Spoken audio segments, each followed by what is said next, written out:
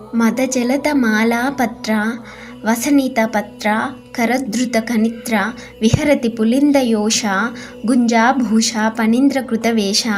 మదజలము తామలాపత్రముగా గల ఆకుల చీర ధరించిన, చేత గడ్డపార ధరించిన, గురువింద పూసల సొమ్ములు ధరించిన వేషము వేయుటలో సర్పరాజును ఉపయోగించుకున్న కిరాత స్త్రీ విహరించుచున్నది. ఈ శ్లోకంలో అమ్మవారిని కిరాత స్త్రీ అని ఎందుకు చెప్పారంటే, శివుడు కిరాత వేషము ధరించినప్పుడు అమ్మవారు కిరాతి వేషమును ధరించింది కాబట్టి అమ్మను ఇక్కడ కిరాత స్త్రీగా వివరించారు. అంకే శుకుని గీతే కౌతుకిని పరిసరే చ గాయకిని జయసి సవిధింప భైరవ మండలిని శ్రవసి శంఖ కుండలిని. ఆమె తొడపై చిలక ఉన్నది. ఆమెకు పాటలంటే ఇష్టం. ఆమె చుట్టుపట్టులలో గాయకులు గాయికలు ఉన్నారు.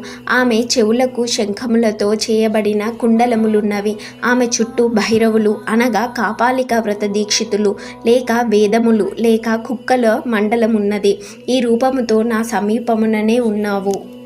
శ్రీమాత్రే నమః.